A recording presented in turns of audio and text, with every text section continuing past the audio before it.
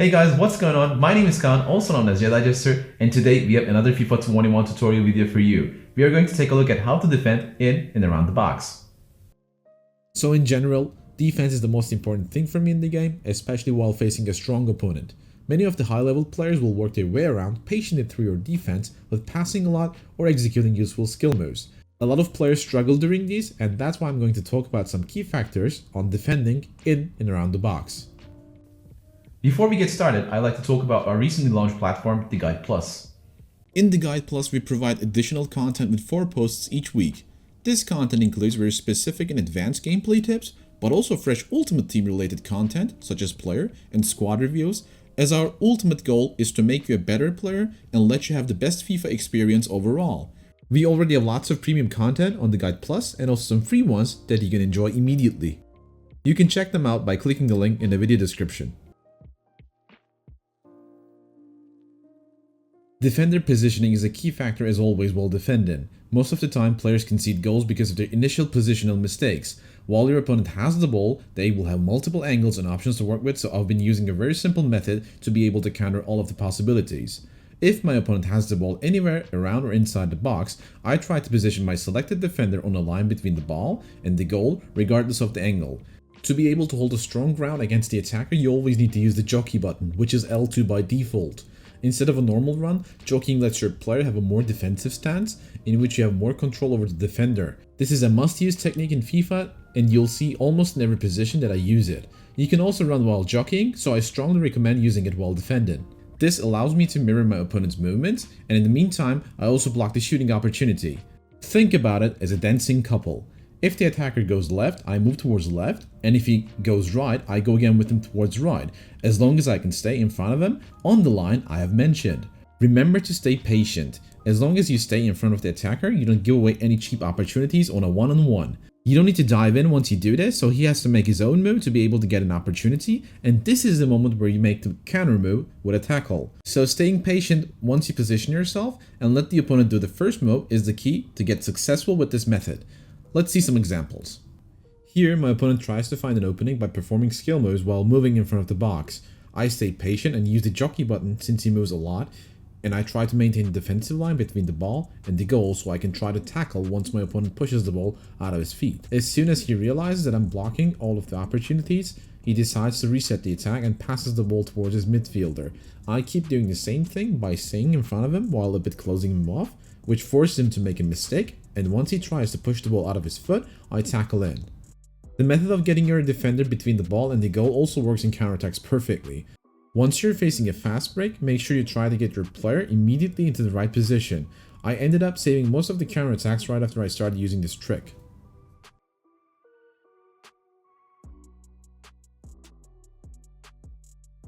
In one of the examples, we encountered a player who does a lot of skill moves.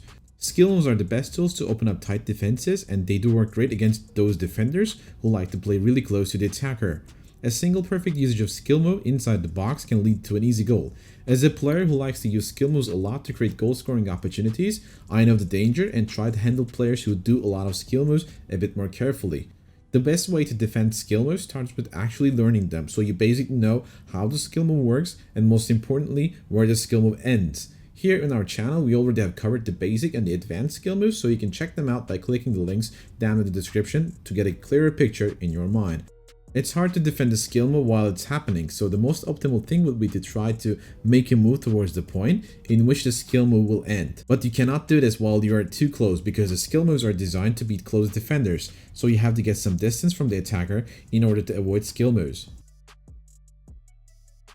In this position, I'm trying to defend against a player who tries to get the ball in front of the box, and right after he goes for some step overs. With his passing, he tries to get his agile player one-on-one with the defender, and right after he receives the ball in his spot, he wants to accelerate towards the goal with the skill moves and expects me to make a move towards him.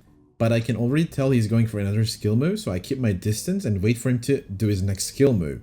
My patience rewards me and I get the ball. In another position, he again tries to beat me with his skill moves. He gets the ball inside and then tries to drag my defender a bit towards the outside so he can make another step over to sharply turn towards the goal and then finish it off. I do not take the bait and do not move my player towards the attacker. Instead, I maintain my position between him and the keeper at a safe distance. That forces him to reach at his attack, and he passes the ball towards the back.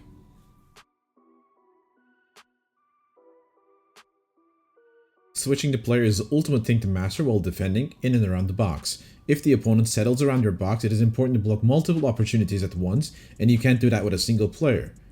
You need to constantly switch between your defenders, and you need to switch to the right player. A single wrong player switch can trigger a chain of multiple wrong switches, and this will cause chaos.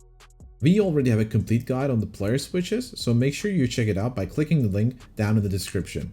So how should you use the player switch while the opponent is trying to find an opening around your box? This could be very situational, but the logic is always the same. Let's take a better detailed look with examples. Here again, he comes from the wing, and just because I closed him down, he has to play the ball back to his midfielders. Once his midfielder has the ball, he has a lot of players to pass to in a certain area. Our goal here is to force him to take the weakest pass. If he can pass the ball to the attacker inside the box, he could have a dangerous goal scoring opportunity, so we need to block this passing lane. But meanwhile, he has another player around the box who can actually pass the ball more comfortably towards inside of the box. So we need to block these two first with our selected player. Just because my player stands in the passing lane towards the first player we mentioned, I expect my opponent to choose the second passing option here. So I make a move towards the lower side, but I do not overcommit, because if I commit to that, I will open the other passing lane. So I change my approach to block the first passing lane again, and meanwhile I close down on my opponent.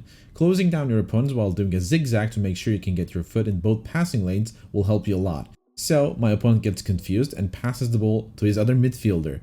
Now he has again 3 more opportunities, and I need to cover the 2 most dangerous ones, which will cut my defense through the middle, so I manually pull my player towards the first passing lane. Meanwhile, I hold the R1 button, which is a contain button that will make my second marked player push a bit forward towards the ball. While pushing forward, he'll also cover the passing lane, and once I'm sure that both passing lanes are secured, I switch with the right analog stick to the player who is pushing forward.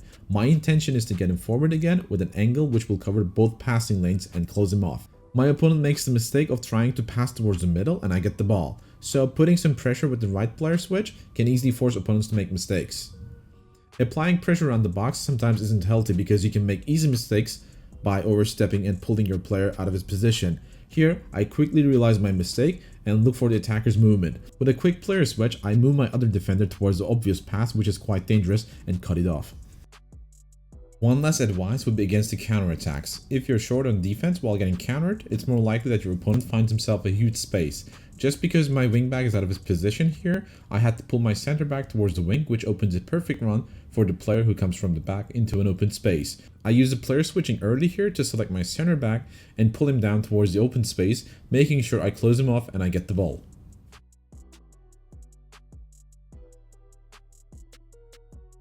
Last but not least, the mental part plays a huge role while defending in and around the box. You have to make sure you stay patient, composed, and focused.